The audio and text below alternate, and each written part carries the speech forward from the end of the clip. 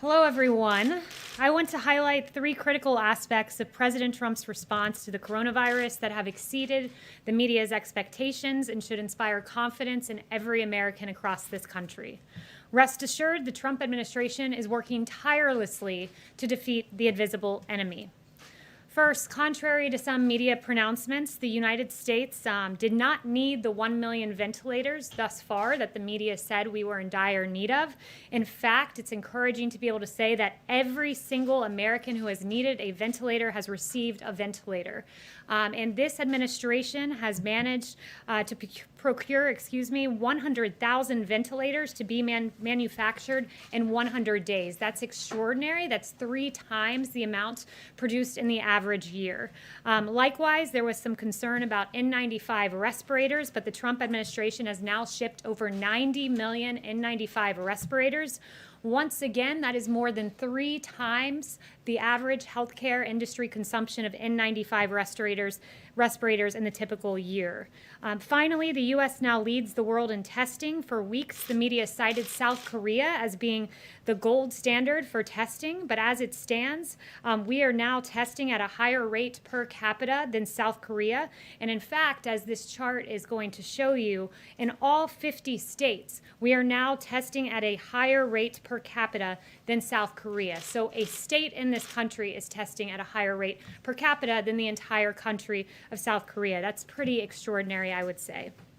Now I would like to provide the American people with an update on the Trump administration's support for underserved communities. As the president has said, this country is at war with the invisible enemy. And while we all fight the virus as one united American people, it is a fact that this virus disproportionately has affected those in medically underserved communities. And therefore, the president has committed to delivering economic support and quality care for individuals in distressed communities. The Trump administration, as I announced last week, distributed $12 billion in provider relief payments to 395 hospitals across the country that have been hardest hit by the coronavirus. Many of these hospitals were in underserved communities, and to ensure even more funding to these communities, $2 billion of that overall funding was specifically targeted to hospitals in proportion to the amount of care they provide for low-income and uninsured patients. Additionally, the Trump administration is investing nearly $2 billion in community health centers to help their 28 million patients in medically underserved areas that receive care and the testing they need. That's what this funding is intended for. And additionally, there's $583 million awarded to 1,385 health centers in all 50 states, the District of Columbia, and the 8 U.S. territories specifically geared towards testing. These health centers currently provide 100,000 tests per week, and 59% of the patients tested last week were from minority communities. Finally, under the Paycheck Protection Program, the Trump administration has done extensive outreach to the community development financial institution funds across the country. These are known as CDFIs, and they support revitalization in distressed communities. In the second round of PPP, 100,000 loans have been distributed to CDFIs and to MDIs, which are known as minority deposit institutions. These have amounted to about $6.2 billion. And finally, 570,723 loans have been issued to smaller lenders and non-banks, and these loans have amounted to $29.9 billion. President Trump will continue to fight for the health, safety, and economic well-being of all Americans, especially those impacted in low-income communities and disadvantaged communities. And with that, I'll take questions. Yes. President Trump yesterday said the U.S. had prevailed on testing, but today we heard from senators, both Democratic and Republican, who say that's not the case. Senator Lamar Alexander, a Republican, says what our country has done so far in testing is impressive, but not nearly enough. Senator Patty Murray, a Democrat, said we need dramatically more testing. It's unacceptable. We don't have a national strategic plan. What's the White House response? Well, first I would note the words of Dr. Anthony Fauci, which is this: we will have and there will be enough tests to allow us to take this country safely through phase 1. I've sat in the task force meetings where Admiral Joie has talked to governors and literally pulled out his chart and said, Governor X, here was your plan and your request for testing in order to safely reopen. I can assure you that that will be satisfied this month. So I have seen those meetings take place. I can assure the American people, in line with what Dr. Fauci has said, we do have enough for phase 1. By the end of the week, we'll be able to say that we've conducted 10 million tests. We went from doing 150,000 tests per week to now testing about 300,000. That's an extraordinary effort. Not to also note that that's 2 times what other countries are doing when you look at America's testing. I'd say that that's pretty impressive, and that's a testament to the work of this administration and the hard work of the private sector. Kayleigh, about reopening schools and also vaccines, if you don't mind. First of all, reopening schools, there were a lot of questions today up on the Hill about when indeed that can happen. When will the White House, and will the White House issue guidance benchmarks for various communities on when that can happen and how soon that can happen? There's a lot of concerned parents, as you know, across the country. Yeah, well, in our guidelines to safely reopen that are data-driven, it is phase 3 where there is an outline to beginning to open schools. So currently I direct you to our guidance that currently exists, and there is that CDC guidance that is in the works that is forthcoming that will provide additional details. Okay, and with regard to vaccines, the question was asked when and if a vaccine becomes available, regardless of income, can the president ensure that everybody will get the vaccine, regardless of income? Look, the president will go to great efforts to ensure that. I don't want to get ahead of any announcement on his part, but I would say this, that when it came to testing, there was that same question. What if I'm uninsured and don't have the ability to afford a test? This president, before it was even addressed in Congress, called in the private sector and got companies to say, yes, we will cover both treatment and we will cover testing, and then eventually that was inscribed into law. So this president, before it was even an issue on the Hill, took great measures with testing, and he will do the same for vaccines. And I would just note, as Dr. Fauci said on the Hill today, there are 8 vaccine candidates, and on January 10th, we received the genetic sequence. The 11th, there was a plan developed. The 14th, development began, and 62 days later, we entered phase 1 clinical trials for a vaccine, which is the fastest ever in Dr. Fauci's knowledge, at least. So that's a pretty good pace that I think we're on to getting that vaccine. Is the president working with pharmaceutical companies? He met with executives back in April. Will he work with them, encourage them to make sure that vaccines are affordable to everyone? Absolutely. There's no doubt about it. Yes, we do. Thank you and welcome. I haven't had a chance Thank to you. do that in this room. I have a couple questions. First, on reopening. Dr. Fauci today stressed many times that reopening without following the federal guidelines and the gating criteria could lead to more outbreaks and could turn back the clock. Does President Trump still believe in these federal guidelines? And if so, why isn't he urging states to follow them instead of asking them to move quickly to reopen? Well, he has encouraged states to follow the guidelines. That's still consistently our recommendation today, that you should follow the phased approach to reopening as outlined in the data. I do want to stress, as the president has stressed, that we do want to reopen this country because there are consequences that run the other way when we stay closed down as a country, and I want to run through a few of those with you. A hotline run by the Substance Abuse and Mental Health Services saw a 1,000% increase in responses during April as we kept this country closed. Epic's data said appointments for screening for cancer of the cervix, colon, and breast were down 86% and 94% in March. There are real consequences for that. I'm a BRCA2, I carry a BRCA2 mutation, so I was someone who was regularly screened for breast cancer until I got my mastectomy. And when I went to my cancer hospital for screening, I didn't see as many people in the halls, and that is quite frightening because the consequence of that is this.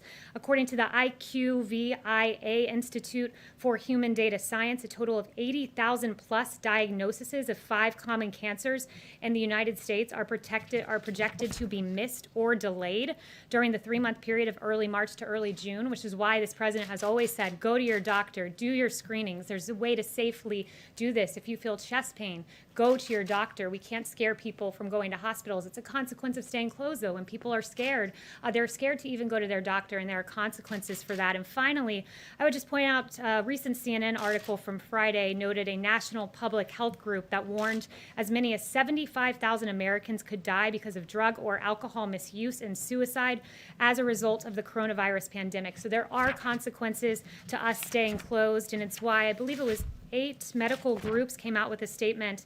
8 medical groups noted concerns that some people with symptoms of heart attack, stroke, and cardiac arrest are avoiding hospitals. So it's why I've said from this podium, I think at least 2 times, today's the second or third, you've got to go to your doctor. We've got to encourage this country to safely reopen. And on testing, last week you said it would be nonsensical to test all Americans, and yesterday the administration celebrated testing 2.7% of the population. In order to reopen 100% of the country, what amount of testing does make sense to you? And what's an alternative to testing to track and contain the virus to make people feel confident to get back to normal? Sure, we have to engage in strategic testing, which is what our experts have always said. Look, you had Admiral Joie who said it's a bad strategy to say that you need to test everyone because testing a person now just means they're negative at this moment. A point also emphasized by Dr. Fauci, if you get a test today, that does not mean that tomorrow or the next day or the next day or the next day you might get exposed, which is why we acknowledge testing is not preventative. What is preventative is wearing this mask. What is preventative is social distancing. What is preventative is washing your hands. These are the measures we need to take to safely reopen. And then we'll use testing strategically for contact tracing purposes, for example. So that's the way it should be used and deployed. And I stand by the comment that I made earlier. Yes. Kayleigh, could you speak just a bit about the next round of coronavirus funding, the bill that the Speaker is releasing today? What provisions are a no-go for the administration? What can you get behind? Look, I won't get ahead of the president in negotiating, but and I certainly won't condition any future legislation on a certain proposal. But I will say that the president has noted a payroll tax is something that he's looked at, not conditioning it on that, but noting that it's something he desires to see, and it's smart policy. In fact, according to Stephen Moore and Art Laffer, this means, quote, every worker in America would get a substantial pay raise. And what is so promising about the payroll tax is that it's a regressive tax. So the lowest wage workers are in fact the ones who would be most helped because they pay more payroll tax than they do income tax. So that's something the president's mentioned, not necessarily as a condition. I won't negotiate here with Speaker Pelosi, but I encourage her to work with the president and help these low-income individuals get this tax cut that they deserve. Just one Yes. follow-up. I'm sorry. Michael Pack has a confirmation hearing on Thursday. Could you speak to what the president wants him to do, if confirmed, to change the way the Voice of America operates? Yeah, I won't get ahead of that hearing, which is later in the week, as you noted. Yes. Yeah, thanks, Kayleigh. I want to ask you about the task force. The president and the vice president said last week that there'd be some new additions to the task force and that those would be announced on Monday. We haven't seen those names yet. Do you have any update on that and whether there are going to in fact be people added to that task force? Yeah, there will be additions, but no announcements on that just yet. Jeff? I think, Kayleigh, there were some deaths in St. Petersburg today from ventilators, Russian ventilators that exploded. I'm wondering whether you can tell us what happened to the Russian ventilators that were sent to the United States, and whether those ventilators have been used, and if not, if they're being taken out of commission.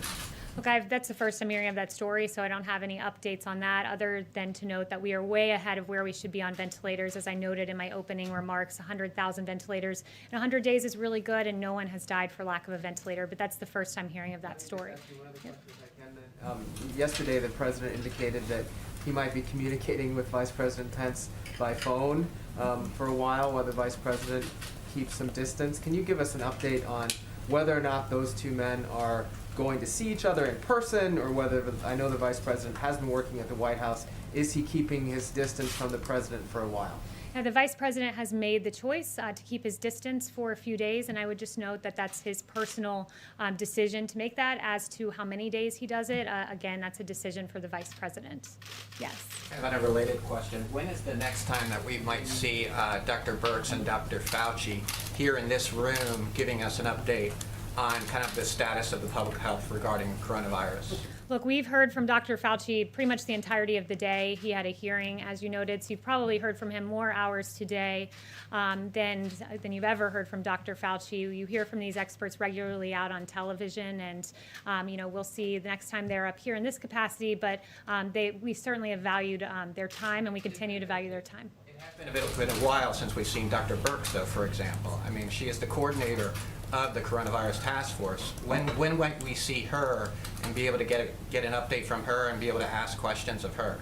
Yeah, again, I don't know when in this capacity you will see her, but I talk to Dr. Birx regularly. In fact, I talked to her just before I came out here because I had some questions about some funny numbers I heard from Senator Elizabeth Warren, and she helped me to correct those numbers, which I'd like to correct here because I think it's unfair to the American people to give inflated case numbers and mortality numbers because it leads to those same Americans making the decision to not get a mammogram, to not have the cancer screenings they need. So I'd like to just reveal to you some information Dr. Birx just shared with me.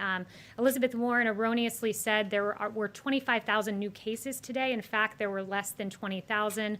Senator Warren said there were 2,000 deaths. In fact, there have been less than 1,000. I spoke with Dr. Birx about that. So I'd encourage our Democratic colleagues and all Americans to make sure we're putting out their good information because it does have consequences. Yes. Thank you. The Justice Department is considering bringing federal hate crime charges against the 2 men charged with murdering Ahmaud Arbery. Does the president think that's appropriate? Look, I'd refer you to the Department of Justice statement, which is this, that we are considering the request of the Attorney General of Georgia and have asked that he forward to federal authorities any information that he has about the handling of that investigation. We'll continue to assess all information and we'll take any appropriate action that is warranted by the facts and the law. And the president, I've heard him say it to me personally, his heart breaks for the family of Ahmaud Arbery, and we want to see justice in that case as the facts lead us to that place. Yes. Yeah, White House staff yesterday were asked to wear masks around the West Wing, except when they were seated at their desks. I can't help but notice you're not wearing a mask. What's the reason for that? Is that a television thing, or? No, it's because I'm distanced from you. You'd probably have a hard time hearing from me right now should I have a mask on and that be muffled. I'm delivering information to the American people. I'm an appropriate distance away. I had a negative test today. I had a negative test yesterday, and I'm in an okay place. Yes. Go ahead. On Afghanistan, if I may, President Ashraf Ghani has put his troops on an offensive footing. Has President Trump spoken to him about that? And what does it mean for the US-led peace process? Not that I'm aware of, and I don't have any new information on that. Yes. We're seeing a White House report on locations to watch and with increased cases. Can you hear me okay? You said locations to watch? Locations to watch with increased cases. And Okay. we're seeing rates spiking in several spots in the Midwest, including Kansas City. Is this a concern of yours, and can you address it? I did speak with Dr. Birx about this just before coming out, and I think you're referring to a document that was put out that wasn't a White House document. It was a FEMA document that looked at what was going on in the Midwest, and she made the point to me, she showed me a document that showed that these are isolated outbreaks that where there are specific instances in, let's say, a meat processing facility or a prison where we isolate that there's a problem. We're able to contact trace and pretty quickly resolve the situation. She pointed out that in Des Moines there was a Dairy County meatpacking facility, and that was a good example of where we were able to do that. So I would just say that, and this was a quote, this is proof that the system is working, that we're able to identify what the president said are embers and put them out. It's the system at work. Yes. Yeah, you mentioned as an example of the risk of not closing, people not going to medical appointments. How do you extend that argument to restaurants, nail salons, barber shops and beauties? Are those the kind of essential things you're talking about? What I'm talking about is we have a phase plan to reopen, and you can follow those guidelines, and the restaurants are in phases, and the entertainment facilities you noted are in phases as accordance with declining cases. But as a whole, with the totality of the circumstances, when you have a society that's shut down and people are locked in their homes and they're isolated, it leads to the very suicide line increase calls that I noted. It leads to drug abuse. There are consequences to eternally staying shut down, which is why you have to find the balance, which the president does in consultation with expert advice from Dr. Fauci and Dr. Birx and the task force, and he makes the best decision for America going forward. He made the right decision to shut down the country at the time he did because there were 2.2 million lives at stake, and a lot of American lives were saved because of that decision. But at the same time, it's a balance, which is why we put out the phased guidelines to reopening. And I also wanted to ask you about a statement that Dr. Fauci made today. He said, "I think we are going in the right direction, but the right direction does not mean we have by any means total control of this outbreak." How does that square with the president's statement yesterday that we have prevailed? over the outbreak? Well, the president made clear he was talking about testing. The fact that we can say we're doing double that of any other country, the fact that we can put up that graph that shows South Korea as a small little red bar of testing per capita, and every bar beside it is an American state or territory outdoing what South Korea has done. And let's note that South Korea was the gold standard for testing. In fact, on March 13th, the Washington Post headline was, South Korea is doing 10,000 coronavirus tests a day. The U.S. is struggling for even a small fraction of that. And here we are on May 11th with a Washington Post headline. The administration keeps bragging that the U.S. testing now is better than South Korea's was a month ago. So you can't demand that we reach South Korea and then say that we're bragging when we do. This is a moment where the American private sector succeeded. This administration mobilized that testing. Every state is better off than South Korea at this moment. And that is a very good thing and something to be celebrated because it's American innovation at its best with 92 emergency use authorizations. And it's this administration under President Trump working. But does the president agree with Dr. Fauci that we do not have total control over this outbreak? The president believes in the phased guidelines to reopening, which Dr. Fauci signed off on along with Dr. Birx, and we encourage every state and governor to follow. Yes? Thank you, Kayleigh. The president said on Monday that Florida has so much testing that testers are literally sitting around waiting for people and that there is a, quote, great overcapacity. Yet the reality in the state is there are still widespread criticism, reports of not enough testing. In the Kaiser Family Foundation ranks Florida 24th in the country per capita when it comes to testing. So is the president being overly optimistic about the situation in Florida? Not in the slightest. I was actually in the Oval Office when that discussion transpired, and the governor of Florida, Governor DeSantis, who's doing a phenomenal job, talked about that there was over testing ability at these sites, so there were extra tests. There wasn't enough demand. There weren't people showing up to use them all. He said that had happened around some sites in the state. He saw it firsthand. He's the governor of Florida, and that's a good thing, and we're able to fulfill Governor DeSantis's plan in full that he has laid out as necessary to reopening the state of Florida, which happens to be my great home state. Yes. Data does not support that, Kayleigh. So is the president just listening to the governor, or is he looking at the data? Oh, he's looking at the data. As I noted to you, Admiral Joie has a chart of every single governor's plan and has said we will fulfill every single governor's plan. Governor DeSantis was reporting what he had seen at distinct facilities or drive-through testing sites. Yes. With the restarting of the economies on both sides of the Canadian and U.S. border, you know how much trade between the two sides are essential for communities. Can you update us on the plans for reopening and also a timeline for reopening the border? Yeah, no announcements on that front today. Yep. Chanel? Thank you. With the release of the transcripts related to Adam Schiff's Russia probe this week, is there any information you can share with us as to what the DOJ has shared with the White House on whether it is investigating Obama administration officials on this matter? So I don't have any updates on that front because that's currently a DOJ matter. But you did refer to transcripts, and I do think it's an important moment to talk about what was in some of the transcripts that were released prior to today, so not the specific ones that you're asking about. But we learned from newly released transcripts a few things. We learned that what some Obama officials were saying publicly was much different than what they were saying privately. James Clapper was out there saying that he had evidence that this was worse than Watergate. When in fact, a few weeks later, he was saying privately, I never saw any direct empirical evidence that the Trump campaign or someone in it was plotting or conspiring with Russia. Samantha Power said, I am not in possession of anything. I am not in possession and didn't read or absorb any information that came out of the intelligence community suggesting collusion. Ambassador Rice, I don't recall intelligence or evidence to that effect. Former Attorney General Loretta Lynch, I can't say that if it existed or not. I don't recall that being briefed up to me. So it brings the question to light.